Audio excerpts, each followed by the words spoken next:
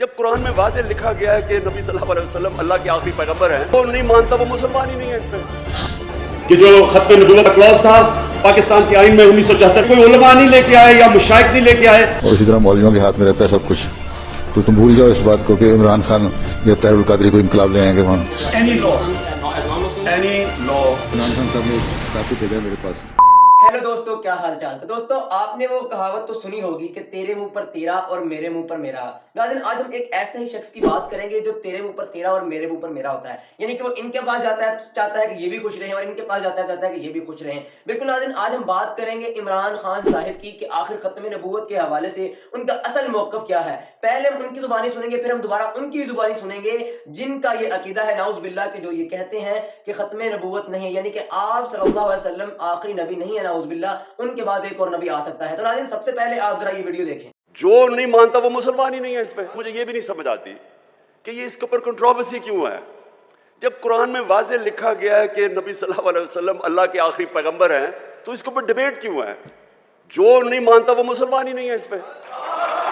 ناظرین عمران خان صاحب اس ویڈیو کے اندر واضح طور پر واضح الفاظ کے ساتھ یہ کہہ رہے ہیں کہ جو نہیں مانتا ختم نبوت کو اس پر ڈیبیٹ بنتی نہیں، وہ تو کافر ہے. جب قرآن میں واضح لکھا ہوا ہے کہ آپ صلی اللہ علیہ وسلم اللہ کے آخری نبی ہیں، یعنی کہ علماء اور مشائخ کے سامنے وہ کیا کہہ رہا ہے کہ اس میں کوئی ڈیبیٹ بنتی نہ ہی اس پر کوئی کوشش کرنا بنتی ہے. کہ قرآن میں تو واضح الفاظ ہیں کہ آپ صلی اللہ علیہ وسلم آخری نبی ہیں، جو نہیں مانتا وہ کافر ہے. اس کے اوپر تو کوئی الفاظ بنتا ہی نہیں. ناظرین یہ ان کا ایک موقف ہے جو علماء مشائخ کے سامنے ہے اور جو تمام سوشل میڈیا پر یہ اس وقت چل رہا تھا. اس کے بعد ناظرین آپ ذرا یہ ویڈیو دیکھیں کہ جو ختم نبوت کا کلاس تھا پاکستان کے آئین میں 1974 میں لے کے آئے. 23 دن پارلیمنٹ میں ڈیبیٹ ہوئی. یہ کوئی علماء نہیں لے کے آئے یا مشائخ نہیں لے کے آئے. پاکستان کی پارلیمنٹ میں 23 دن کی ڈیبیٹ کے بعد ختم نبوت کا کلاز آیا.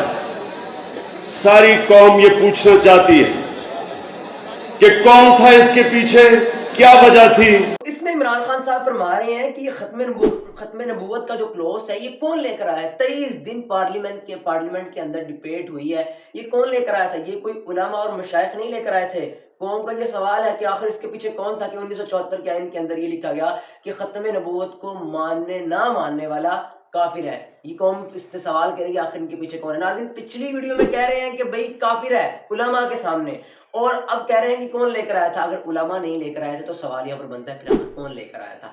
جو 23 دن ڈیبیٹ پارلیمنٹ کے اندر ہوئی تھی وہ کس نے کی تھی؟ اس پر ایک اور سوال ہے کہ 2014 کے جلسے کے اوپر ڈی چوک میں جب اسلام آباد میں عمران خان نے جلسہ کیا تھا، وہاں پر اس نے ایک تقریر کی تھی کہ ہمارے ملک کے ایسے ذہین لوگ ہیں، ایسے قابل لوگ ہیں کہ جو دوسرے ملک میں جا کر کام کر رہے ہیں، جیسے کہ میاں عاطف جو وہاں کے بیسٹ اکانومکس ہیں. ناظرین انہوں نے کہا کہ میاں عاطف جب ہماری گورنمنٹ آئے گی تو ہم میاں عاطف کو لائیں گے اور ان کو جو ہے نا ہم عہدے پر ایک بڑے عہدے پر نامزد کریں گے. جب یہی سوال انٹرویو میں ان کے ساتھ کیا گیا کہ علماء نے تنقید کی ان کے اوپر کہ بھئی عمران خان صاحب میاں عاطف تو بہت بڑا قادیانی کا علمبردار ہے، وہ تو قادیانی ہے بہت بڑا. تو جس کے اوپر انہوں نے کہا مجھے تو نہیں پتا تھا کہ وہ قادیانی ہے، میں نے تو صرف ایک میگزین کے اندر پڑھا تھا کہ وہ بیسٹ اکانومکس رہا ہے پچھلے 25 سالوں میں، اس لیے میں نے کہا کہ پاکستانی ہے. تو سب سے پہلی بات تو یہ ہے کہ آپ اتنے بڑے لیڈر ہیں اور آپ کسی بات کی تصدیق کیے بغیر، کسی شخص کو جانے بغیر اس کو اتنا بڑا عہدہ دے رہے ہیں. چلو یہ بھی بات مان لی جاتی ہے کہ چلو پتہ نہیں تھا. انہوں نے اس انٹرویو کے اندر کہا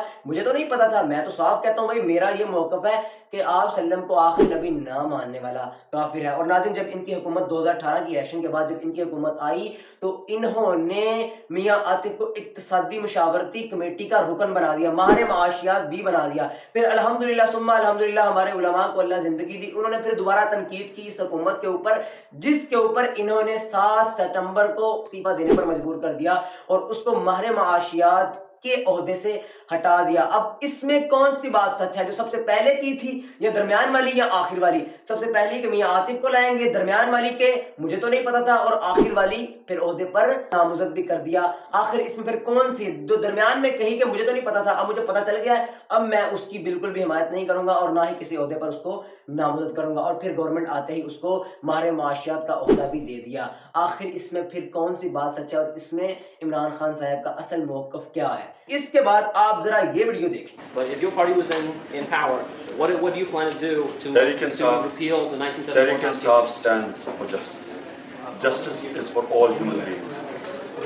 In Quran, Allah is Rabbul Alameen for all human beings. He is the God for all human beings. My guarantee is that in Tehreek Insaf, there will never ever be injustice to anyone. So you plan whether on it's repealing the law whether it's the belief system or anything. 1974 that labels Any law. Muslims as non-Muslims? Any law that discriminates between human beings is unjust.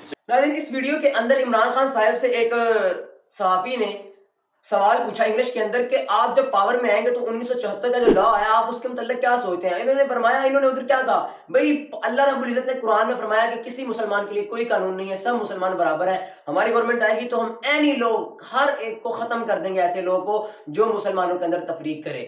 सबसे पहली बात यहाँ पर यह है कि अहमदी जो कादियानी है वो मुसलमान है ही नहीं।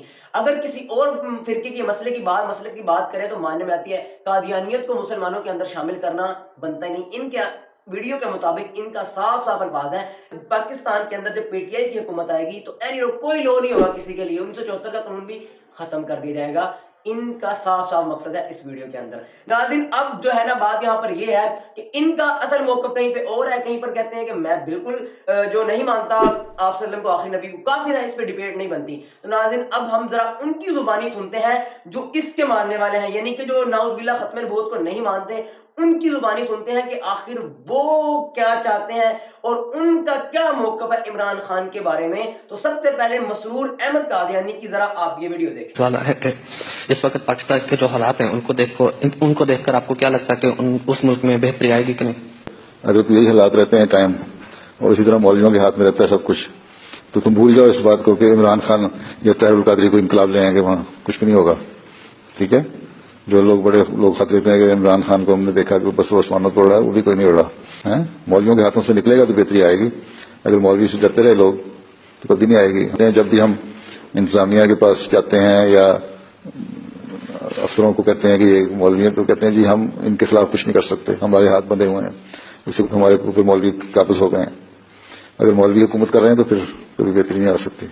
जैसा कि आपने देखा, इनकी एक मजलिस में इनके एक शख्स ने मसरूर अहमद कादियानी से सवाल किया कि पाकिस्तान के हालात बहुत बुरे हैं, इसके मतलब आप क्या कहना चाहेंगे? तो वो क्या फरमा रहे हैं कि भाई अगर यही हाल पाकिस्तान का रहा, ना तो इमरान खान कुछ कर सकता है और ना ही ताहिरुल कादरी कुछ कर सकता है।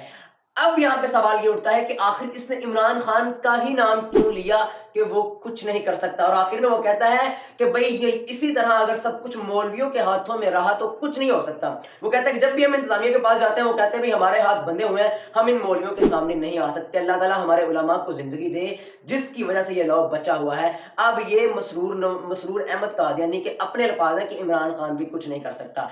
ये तो थी उनकी एक, अभी कोई शख्स किसी शख्स का भी नाम ले दे कोई उसको रोक नहीं सकता। लेकिन अब हम आपको एक और वीडियो दिखा रहे हैं, उसमें जरा आप देखें कि असल माजरा है क्या। इमरान खान साहब ने एक साहब को भेजा मेरे पास कि हम नई पार्टी बन रहे हैं, हमें इलेक्शन वोट दें। हमने कहा ठीक है, आप बड़े इंसाफ पसंद है, अल्लाह ताला को कामयाब करे। और जहां तक वोट का सवाल है, हमारे पास वोट है। नहीं, नहीं आप दें तो आइंदा फिर हम असेंबली में जाएंगे तो फिर आपका हक होगा। एक पहली बात तो यह है कि किसी को इतनी जरूरत ही नहीं है मौलवी के खौफ से कि इस कानून को रिपील करे। आप रिपील नहीं कर सकते इस जो कानून बन चुका है। तो नाज़रीन, जैसा कि आपने वीडियो के अंदर देखा, साफ साफ अल्फाज पर मसरूर अहमद कादियानी क्या कह रहा है कि जब पीटीआई यानी कि तहरीक इंसाफ बनी तब मैं वहीं पर था और मेरे पास इमरान खान ने अपना बंदा भेजा।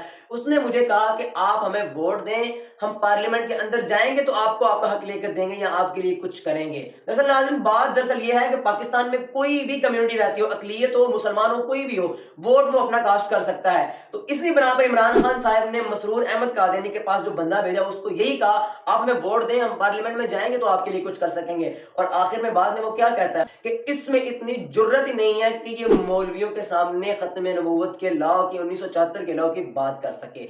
नाज़रीन, मैं आखिर में फिर यही कहूंगा कि अल्लाह हमारे उलमा को जिंदगी दे कि आखिर उलमा की वजह से ये एक लॉ बचा हुआ है और इमरान खान जैसा खतरा टला है जो खत्म नबूवत को मानने वाला नहीं है। नाज़रीन, ये बात मैं नहीं कह रहा, जैसा कि आपने वीडियो में देखा किस तरह इन्होंने अपना बंदा वोट लेकर उनसे ये वादा लिया था कि भाई हम पार्लियामेंट के अंदर जाएंगे तो आपको आपका हक लेकर देंगे। तो नाज़रीन, आज के अंदर इमरान खान साहब के अकीदा खत्म नबूवत के हवाले से हमारी वीडियो थी। आज के लिए इतना ही, इंशाल्लाह मिलते हैं कहीं नेक्स्ट वीडियो में। अल्लाह हाफिज़।